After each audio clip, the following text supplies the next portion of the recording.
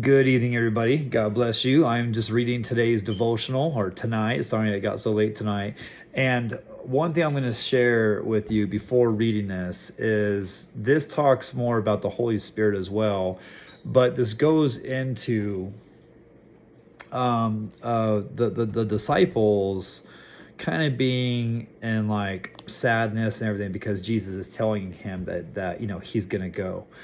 And one thing when I read this, what it makes me think about in today's world is the question I want to ask you is, have you ever lost somebody who was God-fearing, was that Christian person in your life, and when they passed away, it just lit that flame inside you to be more bold, to be more like them, and everything like that. You could use Charlie Kirk, for example. A lot of us as Christians and believers felt when he got shot that fire, right? That we all just got more inflamed to live the most Christ-like life, to be out there and be bold. Well, when I read this is what this reminds me of course, they didn't want Jesus to go and leave. They didn't want him to go and leave. And yesterday we talked about the counselor and the spirit that comes into us, and that conviction and everything. That's why yesterday was called inner conviction. Today is called the work of the Holy Spirit. And but they didn't want him to go, but him going, him dying, and then resurrecting and ascending into heaven, him going and leading those steps for us and showing us that there is overcoming death. What he did in our lives in this world inspires everybody, but us as Christians, it's because of him resurrecting from the dead. It's because he beat death that inflames us and gives us that Holy Spirit to be bold and to go do everything we do. And so as I read this, I really want you to think about that. And I also want you to think about maybe someone you personally know that, of course, you didn't want to lose them. Of course, we don't want to lose our loved ones. But when we lose them, there's something that just marks our life, to especially if they were faithful and just so Christ-like in our life, it lights us just more on fire. And so Christ dying, and it's sad, guys. I mean our world sometimes, it takes death, it takes chaos, it takes horrible situations that change the world sometimes to bring the world together, to bring us to Jesus, to bring us to want to know God more. Sometimes it takes some hard situations and trials. It takes sometimes hard situations for us to come and see that light. And so just like we don't want to lose our loved ones, just like we didn't want Jesus to die, sometimes those deaths, those situations are what builds us into who we are today as Christians. And if Jesus wouldn't have died, then we obviously wouldn't be so on fire and willing to die, right? But because we know what he did, because we know he died and resurrected,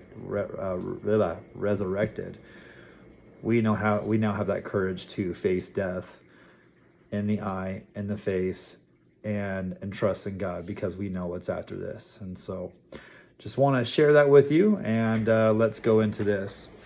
Okay, so this Bible devotional says to go read John chapter 6, verses 5 through 15. If you want to pause this for a second, go and read that. And I'm just going to read this for you. It is good, and this is labeled for November 9th.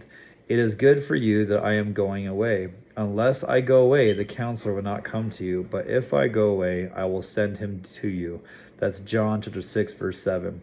Then this author goes to say, the disciples were in low spirits because all they knew was that they were going to lose Jesus.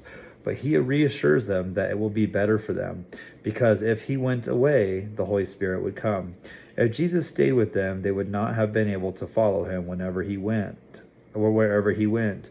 If he remained in human form, he would not be able to enter into the thoughts, hearts, and minds of people. He would be limited to human restrictions of place and time. But the Holy Spirit has no restrictions. Wherever we go, the Holy Spirit goes with us. Jesus' words are a perfect summary of the Holy Spirit's work. The word that John uses here for the work of the Spirit is election. Some translations interpret